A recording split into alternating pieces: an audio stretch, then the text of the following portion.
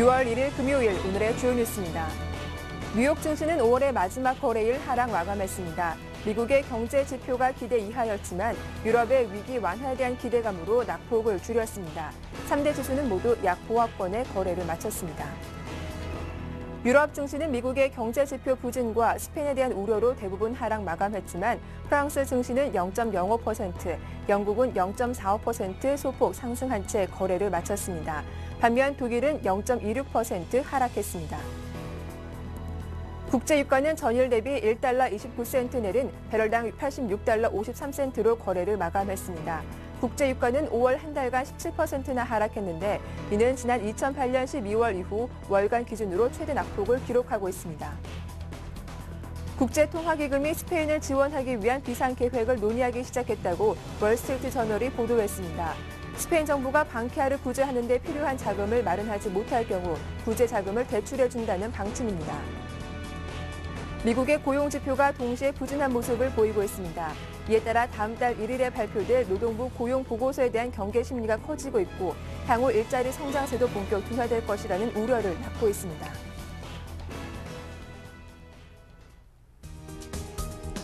안녕하세요. 굿모닝 대박 예감 박미라입니다.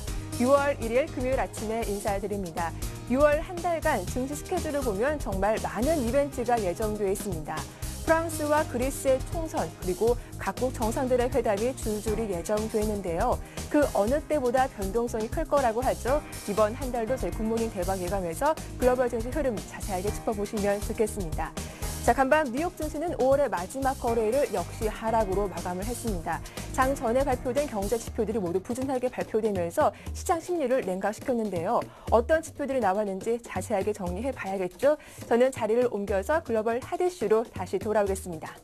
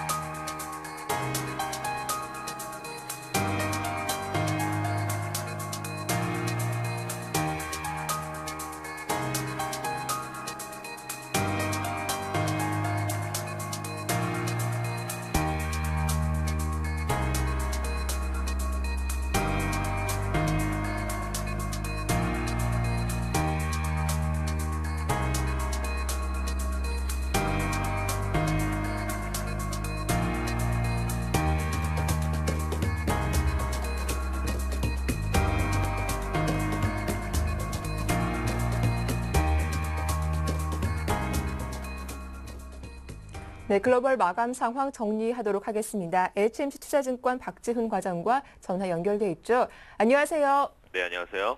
예, 뉴욕 증시 3대 지수가 모두 하락을 했습니다. 월간 단위로 보면 5월 달 들어서만 무려 5% 이상 하락세가 나왔는데 자세한 마감 상황 정리해 주시죠. 네, 뉴욕 증시는 미국의 경제 지표 부진으로 좀 하락으로 마감을 했습니다.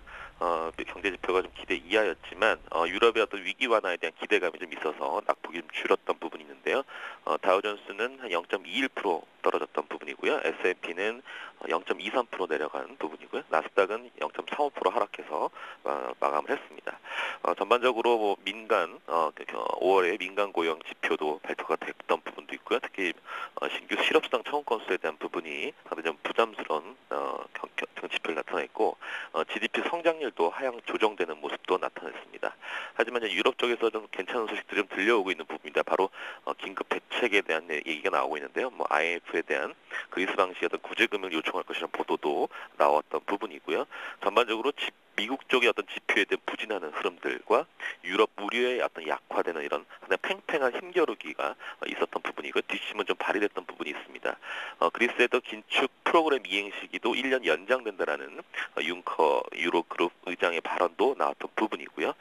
전반적으로는 뉴욕 증시가 금융주가 상대적인 강세를 보였던 하루였습니다. 상승 종목을 보면요. 뱅크 오브 아메리카가 1.94%, 모건 스탠리가 2%, 시티그룹이 2%, 생각보다 페이스북이 상당히 괜찮은 흐름을 나타냈죠. 5% 이상 상승하는 모습을 보였습니다. 하지만 반대로 하락한 종목은 캐터필러가 3% 하락을 하고요. 조이글로벌이 한 5% 하락하는 모습을 보였습니다. 네, 좀 경제 지표 부진의 장 초반 흐름은 부진했지만 막판 들어서 낙폭을 줄였다라고 말씀을 해주셨습니다. 그렇다면 유럽 증시는 어떻게 마감됐습니까? 혼조세를 보였던데요. 예, 유럽 증시는 혼조세로 마감을 했던 부분이 있는데요. 영국 FTSE 100 지수 보면은 전날보다 0.2% 정도 올랐던 부분이고요. 독일은 0.3% 하락을 했습니다. 하지만 프랑스가 까크 지수가 0.1% 오르는 그런 거래를 마감을 했는데요. 장 초반에는 상승 출발했던 부분이 있습니다. 하지만 전반적으로 미국에 대한 경제 지표 부진이 나오면서 상당히 약세적인 흐름을 보였습니다. 미국의 특히 1쿼터의 GDP 성장률의 수정치가 1.9%로 하향 조정하는 흐름들이 나오면서 상승 부분을 일정 부분 반납을 하는 부분이 있었는데요. 이런 흐름이 나오면서 유럽 증시의 상승폭은 점차 줄어드는 그런 모습을 나타냈습니다. 하지만 장클로드 융커의 유로그룹 부장이 역시 아까도 말씀드렸듯이 그리스에 대한 긴축 프로그램 이행 시기를 1년 늦춰줘야 된다 또는 발언한 것이 시장에서는 그나마 호재로 작용했던 부분이기 때문에 상당히 혼조세로 마감할 수 있는 하나의 힘이 좀 작용했던 부분도 있습니다. 예, 이어서 글로벌 증시 호재와 악재로 정리를 해서 살펴보겠습니다. 말씀하신 것처럼 미국의 경제 지표가 이날 좀 큰 주요 이슈가 되기도 했었는데 각종 경제 지표들 어떻게 발표가 됐습니까? 예, 먼저 미국의 지난달 민간 고용 규모를 봐야 되는데 소폭 증가하는 데 그쳤다라고 볼 수 네. 있을 것 같고요. 하지만 지난주 신규 실업자 수의 증가세를 기록하고 있고요. 하지만 결론적으로는 시장에서는 고용 지표의 둔화세가 이어지고 있다라고 좀 해석을 좀 하고 있는 것 같아요. 특히 지난달 감원 발표 규모는 1년 전에 비해서 67%나 급증하는 그런 모습을 나타냈습니다. 그래서 이런 부분들이 더 시장에 좀 압박을 하고 있는 부분인데요. 2주 전에 그 신규 실업자 수가 잠정치 37만 명보다 3천 명 많은 37만 3천 명으로 상향 조정됐던 부분도 있고요. 그러니까 시장 전망을 크게 웃돌았던 부분이겠죠. 이것이 바로 고용 둔화세를 확인할 수 있는 시그널이 아니겠느냐라고 예상을 하고 있는 부분도 있고, ADP에 따르면 민간 고용은 13만 3천 명 증가하는 데 그쳤습니다. 4월 고용 증가폭도 잠정치 11만 9천 명을 밑도는 11만 3천 명에 그치는 모습이에요. 이런 모습 봤을 때는 고용 둔화가 되고 있는 현상이 나오면서 이런 것들은 해고 증가 가능성도 나오고 있는 부분도 해석할 수 있는 부분도 있고요. 전반적인 일자리 성장세가 좀 둔화되는 모습을 나타내고 있는데 지금 현재 고용 지표 그다음에 오늘이죠. 6월 1일 날 발표된 5월 고용 동향 보면은 결국 미국 경제가 3, 4분기까지는 근본적인 하강세를 좀 기록할 것이 아니겠느냐 우려를 좀 나타내고 있는 부분도 있고요. 특히 HP죠. 휴렛패커드의 어떤 대규모 감원 이 부분에 대해서 상당히 좀 고용 지표에 대한 하락하는 부분에 역할을 했다라고 볼 수 있을 것 같습니다. 네, 일단 미국의 고용 지표가 좀 부진한 모습을 보였다라고 정리를 해주셨는데요. 이어서 1분기 GDP 성장률도 1.9% 성장을 기록하면서 당초 예상치였던 2.2%에서 하향 조정됐더라고요. 예, 한국 시장도 상당히 GDP가 성장률이 중요하듯이 네. 미국도 이 국내 총생산 GDP 성장률이 상당히 중요한 의미를 나타내고 있는데 이 부분이 좀 하향 조정됐다라는 것이죠. 그러니까 블룸버그에 따르면 지금 올해 1분기 GDP 성장률을 지난달 발표한 예비치가 2.2%였단 말이죠. 근데 이것을 0.3%나 하향 조정을 했다는 부분이겠죠.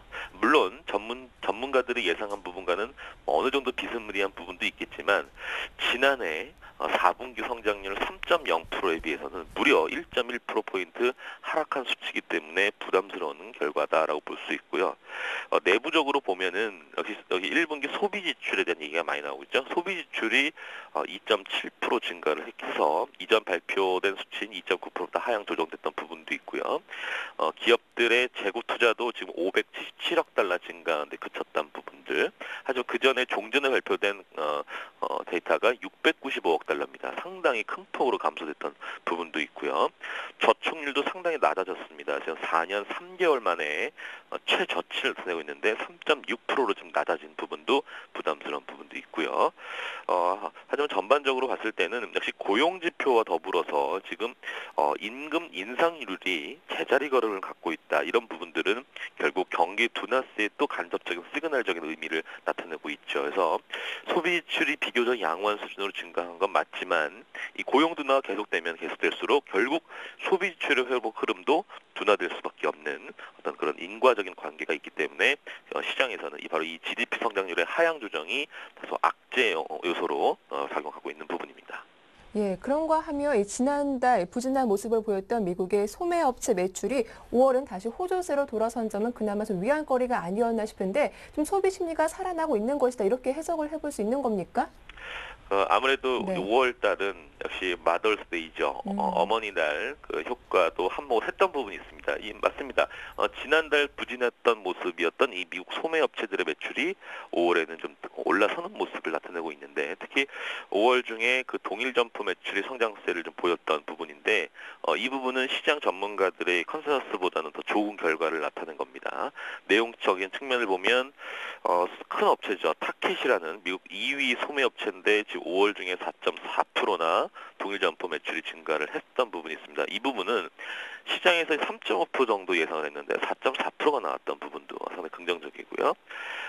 최대 백화점 업체죠. 메이시스도 4.0% 예상했지만 4.2% 예상 결과가 나왔고 JW 노드스트롬도 5.3%, sak스 디파스먼트 스토어도 4%. 상당히 시장 예상보다 다 좋았던 그런 흐름을 나타냈어요. 그래서 4월보다는 이제 5월로 넘어오는 게 상당히 좀 긍정적인 흐름이 나오고 있는데, 5월에도요, 계속 이런 매출 성장세 모멘텀은 계속 작용할 가능성이 크고요. 백화점이든 온라인 쇼핑몰 등 호조세를 보이고 있는 추세이기 때문에 다소 이 부분에 대해서는 긍정적으로 역할을 좀 해주고 있지 않느냐 이렇게 보고 있습니다.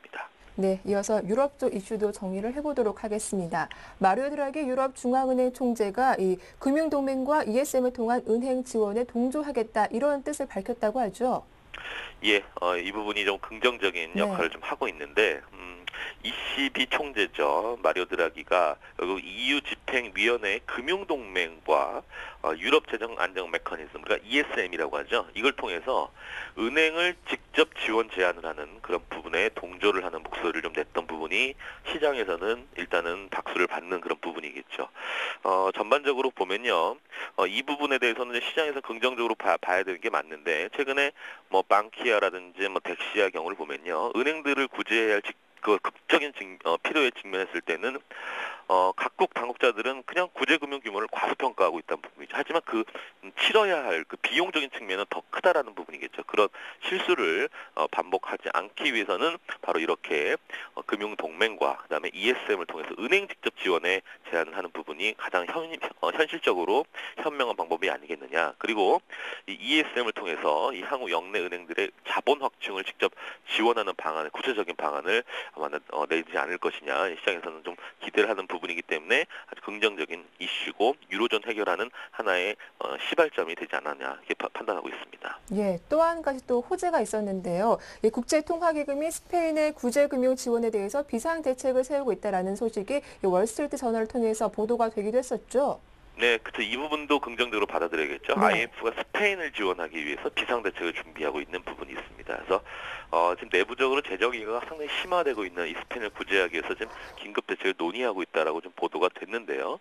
일단 지금 스페인 정부만 보면은 지금 지난 9일이죠. 45억 유로를 투입해서 지금 스페인 3위 은행인 방키아 지분은 45%를 인수했지만 그 부실 규모가 크다라는 거죠. 그래서 190억 유로를 추가로 좀 투입하고 있는 그런 결정도 했고, 이 가운데 한 100억 유로는 이제 기금 채권이나 국채 발행 등에 충당할 계획이지만 최근에 국채금리가 올라가고 있는 부분이 있겠죠. 그래서 그러다 보니까 금리가 올라가니까 자금 조달이 쉽지 않을 거란 전망이 좀 우세가 되고 있는 부분도 있어요. 그래서 지금 IMF 대변인이 정례 기자회견을 통해서 일단 전반적으로 IMF 구제금융 지원을 요청한 사실은 없다라고 지금 보고 있고, 지금 IMF도 스페인을 지원하기 어떤 계획도 세우지 않았다. 뭐 이렇게 좀 해명을 하고 있는 부분도 있는데, 하지만 실제적으로는 라가르드라든지 스페인 측과 회동을 하는 부분도 있고, 다음 달 4일에 연례 점검도 시작하는 부분도 있기 때문에 그리 루머에 불과하는 그런 이슈는 아닌 것 같고, 사실 내부적으로는 이런 부분들이 좀 다소 논의가 되고 있는 것으로 지금 판단되고 있기 때문에 구체적인 방안들이 안 나왔기 때문에 일단은 구체적인 지원 계획이 없다라고 해명을 한 것으로 좀 해석을 하고 있습니다. 네, 이렇게 또 스페인 은행들에 대해서 좀 긍정적인 소식이 나왔는데 이번엔 그리스 쪽에서도 반가운 소식이 들렸습니다. 장클로드 융커 유로그룹 의장이 이 그리스의 유로존과 약속한 긴축 프로그램을 이행하는데 1년을 더 연장해 줄 것이다. 이런 발언을 또 했다고 하죠. 이 내용도 자세하게 살펴봐 주시죠. 예, 이 부분은 어제 국내 시장 우리 개장할 때도 루머 역할도 했었던 네. 루머처럼 돌았던 내용들이었는데 실제로 언론에 공개가 됐습니다. 그래서 그리스 긴축 프로그램 이행 시간을 1년 연장할 수 있다라는 부분인데 그러니까 더 필요하다라는 거죠. 그러니까 경제 상황이라든지 현재 경기 침체를 고려했을 때 충분히 연장할 수 있는 그런 카드를 제시할 수 있는 부분인데 이유를 여러 가지 이슈들을 보면요. 그래서 현재 지금 그리스 같은 경우가 현재 160%에 달하는 국내 총생산 대비 국채 비중을 지금 2020년까지 120% 수준으로 낮춰야 되거든요. 이게 지금 가장 큰 골재 긴축 조치인데 지금 EU로부터 지금 2차 구제금융을 지원받은 바 있잖아요. 그렇기 때문에 일단 올해는 일단 재정 지출, 그다음에 복지선 줄이고, 그다음에 노동시장 다 개혁을 해야 되고 상당히 강도 높은 긴축을 마련해서 시행을 하고 있는 부분이 있는데 시간적 여유가 좀 빡빡하다는 거죠. 그래서 뭐 총선도 있고 여러 가지 국내적인 어떤 그리스 내에 어떤 문제들이 있기 때문에 그래서 일단은 지금 그리스에서 새로 출범할 연립정부가 이미 지금 긴축 프로그램 계속 이행하는 동의한다면 일단 긴축 이행 시기를 당연히 연장해야 되겠다. 뭐 연장할 수 있는 거 아니겠느냐. 이렇게 지금 한번 나오고 있는 목소리가 좀 나오고 있거든요. 이렇게 된다라면 역시 총선 이후에 6월 또 중순 이후에 여러 가지 또 이렇게 된다라면 아주 긴축 이행 시기를 연장하는 것이 뭐 기정사실화되는 거 아니냐 이렇게 보고 있는 부분입니다. 네, 이어서 상품 시장 마감 상황도 정리를 해보겠습니다. 국제유가 하락세 지속되고 있습니다. 어떻게 마감됐습니까? 예, 국제유가가 지금 고용 지표가 지금 실망스럽게 나온 데다가 네. 세계 경제대 우려가 계속 나오고 있기 때문에 지금 1.29달러 떨어진 배럴당 86.53달러에 인도분 서부 텍사스주가 마감을 했던 부분도 있고요. 5월 한 달간 17% 떨어져가지고요. 월간 하락률이요. 2008년 12월 이후에 가장 높은 부분입니다. 그래서 북해산 브렌트유도 지금 1.26달러 내렸던 부분도 있고요. 그다음에 유가는 다소 좀 하락을 하고 있는 부분도 있고요. 금값은 전날보다 1.50달러 떨어진 온스당 1,564.2달러에 거래를 마쳤던 부분입니다. 다소 시장에서는 아이러니하죠. 왜냐하면 안전자산 선호 현상이 계속 나오고 있는 부분인데 안전자산 대표적인 금이 뚜렷한 반등에 성공하지 못하고 있는 부분들 이런 부분들은 다소 지켜봐야 될 것으로 판단되고 있습니다. 예, 끝으로 오늘 밤 또 어떤 경제 일정들이 발표가 되는지 정리해 주시죠. 예, 오늘은 상당히 중요한 날입니다. 왜냐하면 금요일이지만 상당히 의미 있는 이슈들이 나오고 있습니다. 5월에 비농업 부분 일자리 변동이 나오고 있고요. 예상되고 있는 부분인데 이 부분이 지금 예상이 15원 정도 예상하고 있거든요. 이 부분 잘 체크해야 될 것 같고요. 5월에 실업률 상당히 중요합니다. 8.1%를 우리 수치를 기억을 하셔야 될 부분이고요. 4월에 개인 소비 증가율과 개인 지출 증가율이 나오고 있는 부분입니다. 그다음에 5월에 ISM 제조업 지수 이게 가장 중요하죠. 지금 이전치가 지금 54.8인데 지금 예상하는 부분이 53.8입니다. 이 수치를 좀 기억을 하셔야 될 것 같고 4월에 건설 지출과 5월에 자동차 판매가 나오는데 굵직한 이슈는 두 가지 기억하시면 될 것 같아요. 하나는 바로 ISM 제조업 지수와 5월에 실업률, 특히 실업률의 8.1을 기억하셔야 될 것 같고 ISM 제조업 지수의 53.8을 꼭 기억을 하셔야 될 부분입니다. 네, 말씀 잘 들었습니다. 지금까지 HMC 투자증권의 박지훈 과장과 함께했습니다. 도움 말씀 고맙습니다. 네, 감사합니다.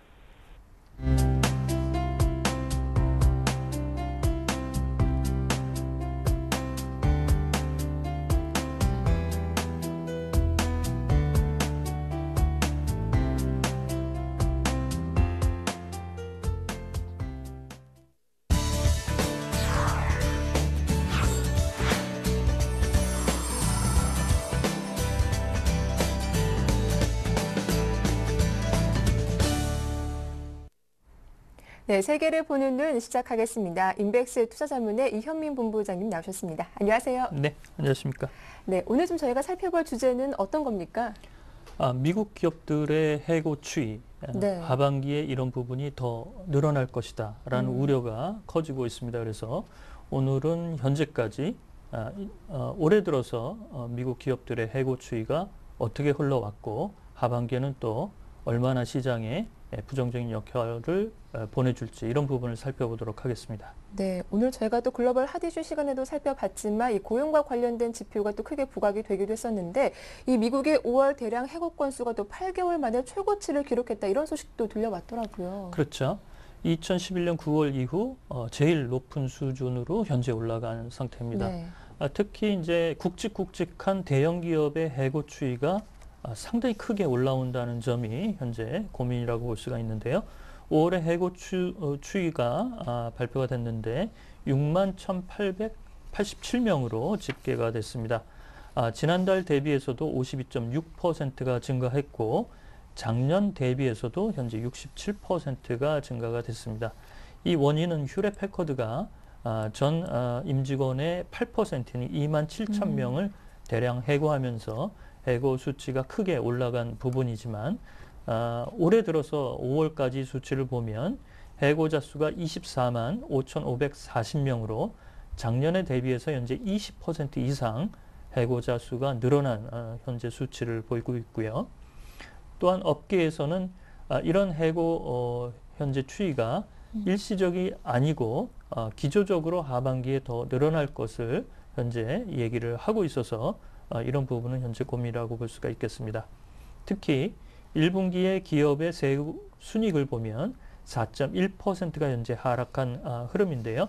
이는 2008년 이후에 세후 순이익이 급격하게 현재 감소 추세를 가져간다고 볼 수가 있겠습니다. 따라서 현재 IT 업계나 컴퓨터, 식품 업계, 그 다음에 은행 쪽에서는 투자금융업계, 그 다음에 또한 지방정부 쪽에서 향후 해고를 늘리겠다라는 내용들이 나오고 있어서 하반기에 미국의 해고 대란 이런 부분이 가시화될 수 있지 않느냐 이런 우려가 나오고 있습니다. 예, 말씀하신 것처럼 비단 휴렛 패커드만의 문제가 아니라 바로 이 문제가 또 다른 기업으로 전이되지 않을까 하는 쪽에서 우려감이 더 키워진 것 같습니다. 이 업계에서 보는 시각이 더 심각한 것 같아요. 그렇죠. 이런 부분에 가장 이제 고민이 많고 준비를 많이 해야 되는 부분이 먼저 이제 기업이라고 볼 수가 있겠는데요. 올해 나온 미국의 경제 지표 중 우리가 깊숙이 다루지 않은 지표 중에 악화된 내용의 하나가 필라델피아 연준지수 5월 수치가 마이너스 5.8로 집계가 됐었죠. 거의 쇼크 수준으로 나왔습니다. 그래서 제조업체의 현재 경영 환경이 좋지 않게 최근 수치로는 악화되고 있다는 부분을 우리가 놓쳐서는 안 될 것으로 보이고요. 미국의 기업들은 하반기에 더 심각할 수 있다라는 시그널을 계속 현재 시장에 보여주고 있습니다. 오늘 1분기 미국의 경제 성장률 잠정치가 나왔는데요. 미국의 경제 성장률은 예비치, 잠정치, 수정치 이렇게 3번 발표가 되는데 오늘 나온 거는 이제 2번째인 잠정치입니다. 1분기의 기업 재고가 종전 695억 달러에서 577억 달러로 다소 줄기는 했지만 현재 휴렛 패커드가 대량의 해고를 하면서 추가적으로 더 컴퓨터 업계에서 해고자 수가 늘어날 수 있다라는 코멘트가 나와서 이런 부분은 좀 부정적인 고민이 읽힌다고 볼 수가 있겠고요. 또한 은행권들 투자은행 쪽 이런 쪽에서도 기업의 인수합병이라든지 M&A 쪽이라든지 그다음에 기업 공개, IPO는 현재 페이스북을 빼고 나서는 별다른 게 현재 없다는 측면, 리테일 부분, 소매 부분에서의 인력이 현재 남아돌고 있기 때문에 추가적으로 더 해고 추세가 나올 수 있다는 고민이 현재 상존하고 있다고 볼 수가 있겠습니다. 네, 이런 기업들의 해고는 아무래도 실업 인구 증가에 직접적인 영향을 주지 않을까 싶기도 한데요. 미 경제에 미치는 영향 아무래도 좀 부정적일 수밖에 없겠죠. 그렇죠. 해고는 먼저 고용 수치의 선행 지표로 읽히게 됩니다. 이런 부분은 뭐 역시 시청자 여러분께서도 잘 파악하실 수가 있는 부분인데요. 해고가 되면 역시 이제 구직 행렬에 참여하게 되고 그렇게 되면 이제 실업수당 신청 건수 이런 부분에서도 수치로 잡힐 수 있는 부분이고요. 미국의 가계 소비, 소비의 70%를 담당하는데 이렇게 해고자 수가 늘어나게 되면 결국 미국의 성장 동력이 꺾이게 된다는 그런 우려를 현재 예측할 수가 있겠습니다. 특히 구조적으로 현재 실업률의 움직임, 그다음에 해고자 수의 움직임 이런 부분이 현재 미국의 고민이라고 볼 수가 있겠는데요. 구직자들은 구직난을 겪고 있지만 기업들은 적재적소의 인력을 현재 기용할 수 있는 능력 있는 인재를 파악하는데 시장에서 구하는데 어려운 부분이 있고요. 이런 점이 이제 이미 경쟁사에 고용이 돼 있기 때문에 스카웃 비용을 물어야 되는 그런 그 비용 문제에서 기업들이 또 고민이 있다라고 볼 수가 있겠습니다. 특히 휴렛패커드는 애플과 삼성전자 등 일부 대형 우량 기업으로 현재 수익이 집중되고 있어서 여타 기업들은 수익이 악화되고 있고 이는 자산 매각과 인력 구조 조정 이런 부분에 나설 수밖에 없다라는 애로점을 현재 토로하고 있는데요. 따라서 경기가 후퇴되면 기업의 해고가 증가하고 이를 통해서 구직난이 심화되면서 미국의 경기 수준이 축소되는 이런 악순환을 현재 우려한다라고 볼 수가 있겠습니다. 네, 이렇게 기업들의 경영 상황이 좋지 못하다라는 이야기 잘 들어봤는데 이 미국의 지방정부 해고 사태도 심각하다라는 이야기가 있더라고요. 그렇죠. 지방정부도 계속적으로 현재 재정 지출을 축소해야 되니까요. 네. 이런 부분에서 이제 고민을 안고 있습니다. 5월 달에 나온 수치에서 지방정부 쪽에 좋지 않은 흐름도 우리가 이제 살펴볼 대목인데요. 미시간주나 캘리포니아주, 워싱턴주와 로스앤젤레스주의 인력 구조 조정이 상당히 심하게 4월달 수치에서도 우리가 살펴볼 수가 있습니다. 미시간주는 5,000명 이상을 감원을 했고요. 캘리포니아주도 4,000명 이상 감원, 그다음에 워싱턴주도 3,329명의 공무원이 감축되는 현재 흐름으로 나타나고 있고요. 특히 교사들, 교육기관에 종사하는 이런 공무원들도 10,000명 가까이 9,027명이 4월 달에 해고된 수치가 나오고 있습니다. 그래서 5월 달은 조금 주춤했지만 다시 또 늘어날 개연성도 현재 남아있다고 볼 수가 있겠습니다. 따라서 내년도에 미국의 재정적자, 피스칼 클리프라고 현재 시장에서 많이 회자가 되는데요.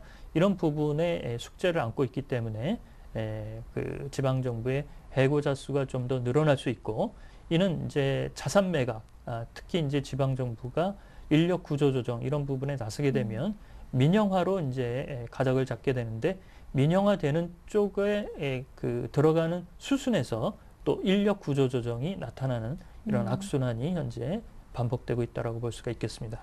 네, 이런 인력 조정이 나오는 걸 마냥 바라볼 수는 없을 텐데요. 그렇다면 해고를 줄이기 위한 어떤 해결 방안은 없는 겁니까? 해결 방안을 마련해 있죠. 네. 예. 경기 부양 말고는 특별하게 현재 뾰족한 카드가 없다는 것이 미국의 고민이라고 볼 수가 있겠습니다. 다만 장기 고용 기업에 세금을 감면해 준다거나 아니면 고용의 안정성을 확보하는데 정부가 보조금을 지원한다거나 이런 부분에 현재 나서야 될 것으로 보이고 있습니다. 또한 재취업자 교육 프로그램 이런 점에 정부가 좀 더 신경을 써야 될 것으로 보이고요. 우리가 이제 돈을 풀어서 경기를 부양하는 것은 기업과 경기가 부양의 효과를 느낄 수 있을 만큼 경쟁력이 올라오지 못한다면 일본의 90년대 중반쯤에 우리가 봤던 내용에서 살펴본 바와 같이 경기 부양의 효과가 지지부진한 그런 흐름이 나타날 수 있다는 부분을 우리가 놓쳐서는 안 될 것으로 보이고요. 기업의 대내 환경이 여전히 좋지 않다는 점, 따라서 이번 10월 미국의 최대 대선 이슈는 일자리와 고용이 될 것으로 현재 파악이 되고 있습니다. 특히 미국이 최근에 발표한 지표에 따르면 한 직장에서의 근속 연수가 4년에 불과하다는 측면을 보면 고용의 안정성이 무엇보다도 중요한 팩터라고 볼 수가 있겠습니다. 네, 말씀 잘 들었습니다. 지금까지 인백스 투자자문의 이현민 본부장과 함께했습니다. 고맙습니다.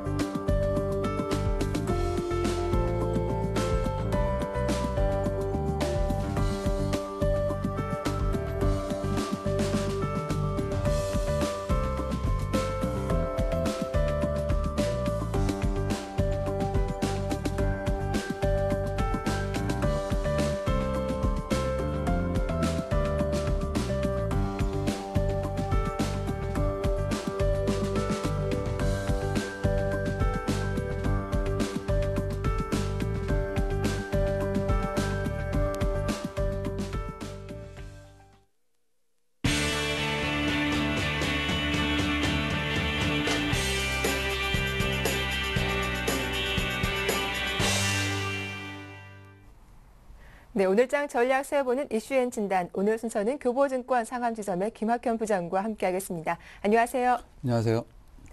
예, 어제 유럽발 우려에 장중 2% 가까이 급락하던 코스피 지수가 이 프로그램 매수세가 들어오면서 낙폭을 줄이며 1840선 간신히 지켜내면서 장을 마쳤습니다. 대표적인 전략 후 강의 모습을 보였는데 어제장 마감 상황 정리 부탁드릴게요. 예, 유럽 리스크가 재차 부각이 되면서 미국 및 유럽 증시가 전전에 큰 폭으로 하락했습니다. 유럽은 2%대 하락률을 기록을 했는데요. 그럼에도 불구하고 국내 증시는 전일 마이너스 1포인트 하락에 마감하는 약보합권에 마감을 했는데 상당한 그 상대적 강세를 보였다라고 볼 수 있겠습니다. 네. 말씀하신 대로 장중에 1813포인트까지 밀렸지만 장 막판에 외국인 순매도 규모가 대규모로 축소되면서 저점 대비하면 무려 30포인트 반등한 1843포인트에 마감을 했습니다. 외국인들의 순매도 규모의 축소가 수급적으로 가장 큰 영향을 미쳤다라고 볼 수 있는데 장중에 1,800억 이상 순매도의 모습을 보였습니다. 근데 오후 들어서 급격하게 그 매도 규모를 축소시키면서 특히 이제 2시 50분에 가까이 오면서 불과 한 30분 만에 그 300억 가량을 축소를 했습니다. 또 동시호가에만 1,300억 이상 그 순매도 규모로 축소를 했는데요. 이렇게 외국인들이 비차익 프로그램 매수 형태로 해서 결국에 이제 바스켓 매매로 해가지고 그 유입이 된 것으로 추정이 되는데요. 이렇게 바스켓 매매로 큰 폭으로 그 외국인 매수가 유입되다는 것은 그 비차익 매수라는 것은 한 번에 15개 종목 이상을 매수를 하는 것인데요. 이것은 종목을 매수했다기보다는 시장을 매수했다. 즉 시장 자체의 매력도가 증가했다라고 외국인들이 보고 있는 셈이겠죠. 그래서 긍정적인 수급적으로는 어쨌든 긍정적인 시그널로 해석될 수 있을 것으로 보입니다.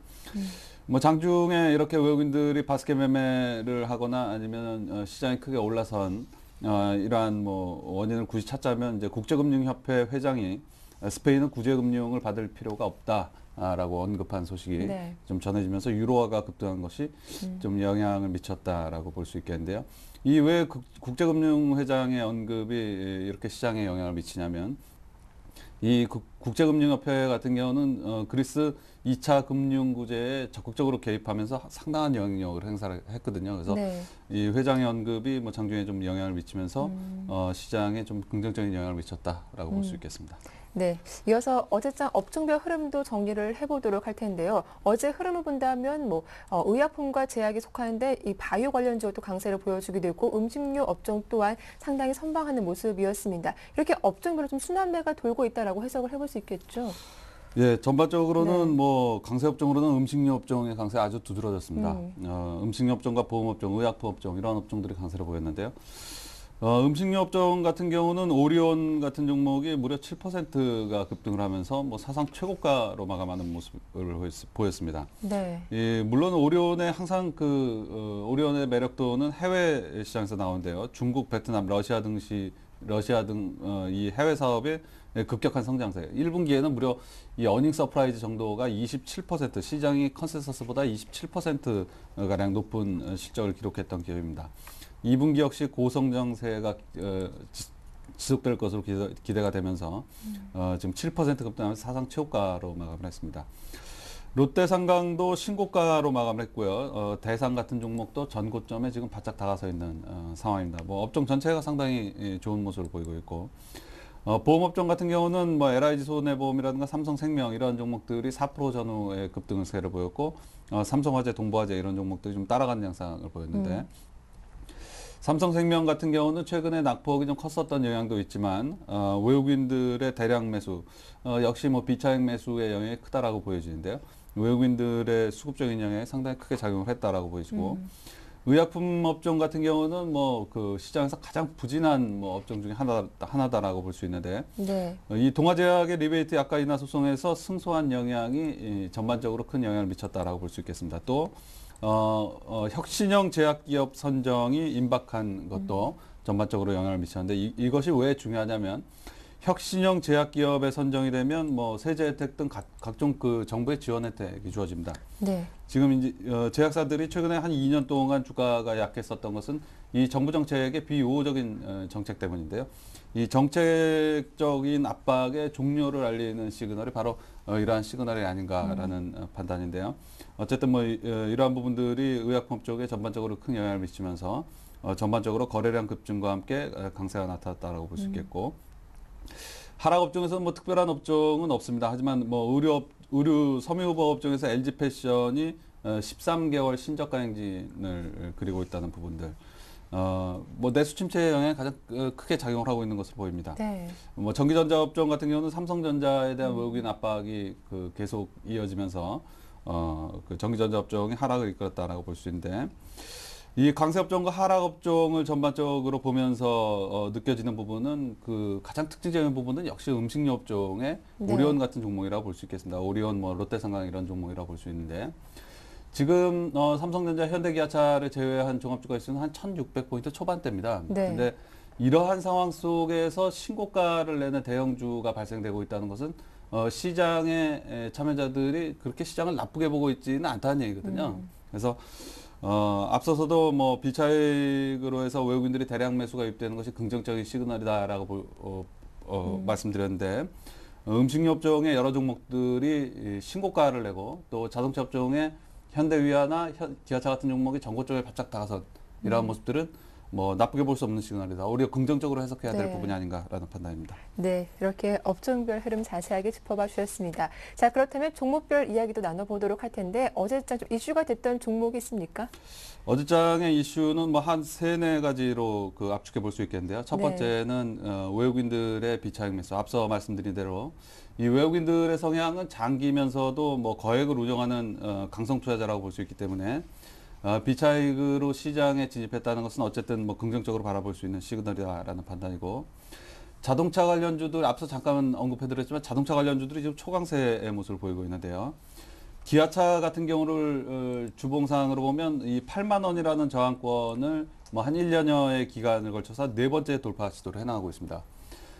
근데 네 번째 돌파 시도를 해나가고 있는데 세 번째 돌파 시도와 네 번째 돌파 시도의 그 간격이 상당히 짧습니다. 네. 이 얘기는 경험적인 학습 효과로 본다면 돌파의 가능성, 돌파의 신뢰도 가능성이 상당히 높아진 구간이다라고 볼 수 있겠고, 이 자동차 관련주의 재료적인 측면, 기아차의 재료적인 측면을 본다면 뭐 작년에 K3 같은 경우는 아반떼에 밀려서 이 출시가 좀 지연이 됐었습니다. 근데 네.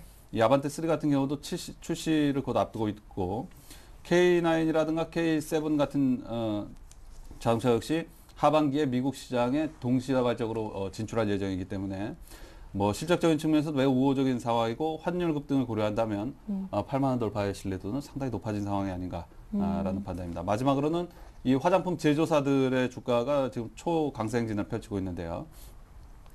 OEM, ODM 업체 같은 경우는 이 중국 모멘텀에 상당히 크게 작용을 하고 있고, 제조부터 판매왕까지 보유하고 있는 애블, CNC나 코리아나 이런 부분들은 또 M&A 모멘텀까지 작용을 하고 있습니다. 최근에 이 신세계 인터내셔널이 화장품 제조사 인수 계획을 밝힌 데 이어서 전일 장을 마감하고는 셀트리온 같은 종목들까지 화장품 제조사 인수를 밝혔습니다. 그래서 지금 뭐 그렇게 본다면 뭐 코리아나라든가 뭐 한국 화장품 제조 이러한 종목들이 주목을 받을 수 있겠는데, 네. 이 중에 상대적으로 유동성이 풍부한 코리아나가 시장의 주목을 더 받을 가능성이 높겠다라고 보입니다.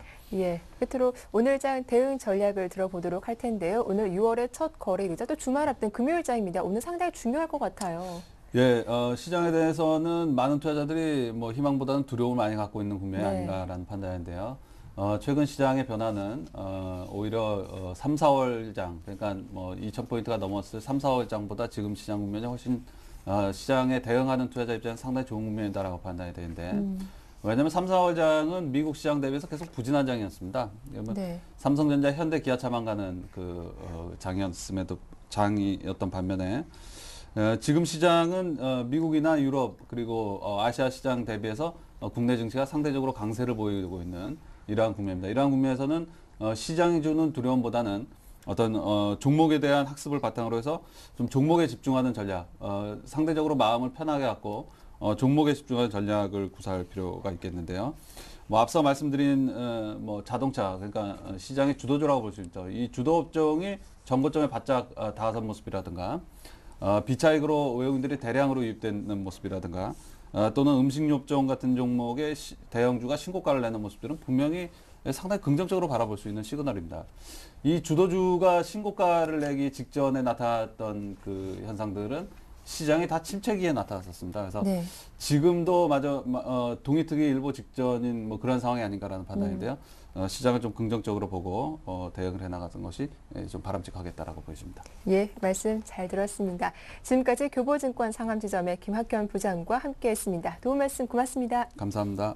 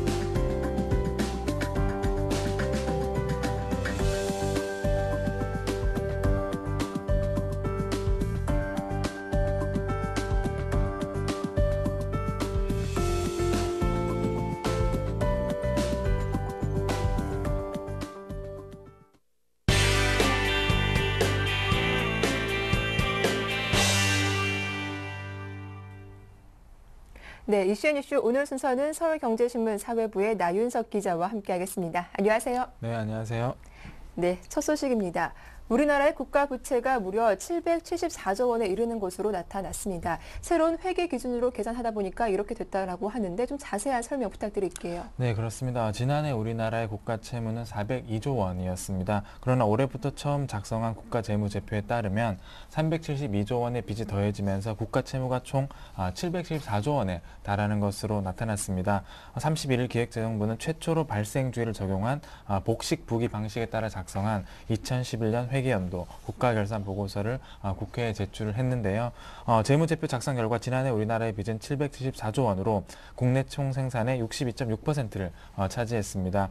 전통적 방식에 의해 국가 채무로 인식해온 국채나 차입금 이외에 충당 부채, 미지급 금액 등의 발생주의 기준에 따라 새롭게 부채로 편입된 결과입니다. 발생주의 회계 방식이란 경제적 거래가 발생하는 시점에서 기록하는 것으로 현금의 출납이 있어야 기록하는 현금주의와 대비됩니다. 종전의 현금주의 회계 방식에 따르면 우리나라 국가 채무는 402조 원으로 줄어듭니다. 그러나 발생주의가 처음 적용된 국가 재무제표상에는 국가가 전현직 공무원과 군인에게 줘야 할 연금 충당 부채 342조 원이 국가 부채 항목에 새롭게 편입되면서 나라빚 규모가 크게 늘었습니다. 현금주의 방식에선 연금 충당 부채가 나라빚으로 잡히지 않았었습니다. 네, 다음 소식입니다. 1분기 우리 국민이 해외에서 사용한 카드 금액이 역대 두 번째 수준을 기록했다라고 합니다. 경기 침체가 무색한 상황이 아닐 수 없는데요. 얼마나 늘었습니까? 네, 그렇습니다. 말씀하신 대로 경기 침체에도 불구하고 지난 1, 4분기 우리나라 국민이 해외에서 사용한 카드 대금이 분기별 규모로 역대 두 번째를 기록했습니다. 31일 한국은행이 발표한 2012년 1분기 중 거주자의 카드 국외 사용 실적에 따르면 내국인의 국외 카드 사용액은 22억 7,300만 달러로 역대 분기별 최대인 지난해 3, 4분기에 22억 9,600만 달러에 이어 두 번째로 많았습니다. 이는 전분기의 21억 6,100만 달러보다 5.2%나 늘어난 것입니다. 한국은행은 내국인 출국자 수가 늘어나면서 국외 카드 사용자 수와 사용 금액도 늘어났다고 설명을 하고 있습니다.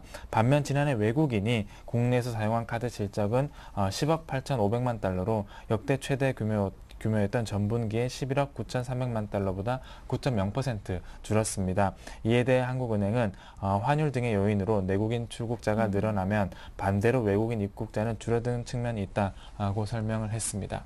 네. 포스코가 세계 국제 기업인 제너럴 일렉트릭과 사업 협력에 관한 MOU를 체결했다고 합니다. 어떤 내용들이 있는지 자세하게 전해주시죠. 네, 포스코가 제너럴 일렉트릭과 에너지용 강제 및 발전 인프라 사업에서 협력을 하기로 했습니다. 포스코와 GE는 31일 서울 한남동의 한 호텔에서 정준영 회장과 제프리 이멜트 회장이 참석한 가운데 양사 간 사업 협력에 관한 양해각서를 체결했습니다. 양 회사는 앞으로 국내외 발전소의 신증 증설 사업의 수주에 공동으로 참여해 포스코가 발전소 건설 및 운영을 맡고 GE는 터빈 보일러 등 발전 선비를 공급하는 방안을 모색할 계획입니다.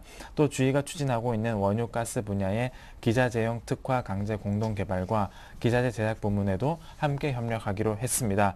이번 MOU 체결은 한국 기업과의 장기적인 성장 파트너십을 추진해온 GE의 성장 전략과 최근 글로벌 에너지용 강제 시장과 플랜트 사업에 관심을 기울이고 있는 포스코의 경영 전략 등 양측의 이해관계가 맞아떨어져서 성사됐다는 분석입니다. 네, 마지막 소식입니다. 금값이 추락하면서 금을 둘러싼 주변 환경도 함께 흔들리고 있습니다. 앞으로의 금 전망과 함께 분석 들어볼게요. 네, 지난 2000년 이후 금은 6배 가까이 값이 상승하면서 안전한 투자 자산으로서의 지위를 한껏 누렸는데요. 이 10년의 영광이 저물 조짐이 나타나고 있습니다. 금값이 최근 고점 대비 25%나 급락을 했는데요. 금을 대체할 안전 자산으로 미국과 독일 등의 국채, 달러화가 부상하면서 나타난 결과입니다. 더욱 심각한 점은 금 주변의 투자자산 시장도 추세를 가늠하기가 힘들다는 점입니다. 지난해까지 주요한 투자 수단이었던 금을 투자 대상으로 했던 다양한 직간접 상품들은 수익률이 휘청거리고 있고 유럽발 악재로 미국의 국채와 독일 국채, 달러화 등 안전자산의 몸값이 치솟고 있습니다.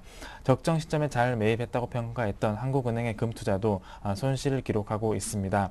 한국은행은 지난해 2차례에 걸쳐 금을 매입했는데요. 하는 관계자는 단기 관점에서 금을 매입한 것은 아니다. 좀 더 긴 흐름으로 지켜볼 필요가 있다라고 하지만 뒷북 매입이 가져올 후폭풍에 대한 경계감은 어쩔 수 없이 흘러나오고 있는 그런 상황입니다. 네, 말씀 잘 들었습니다. 지금까지 서울경제신문 사회부의 나윤석 기자와 함께 이슈앤이슈 함께했습니다. 도움 말씀 고맙습니다. 네, 고맙습니다.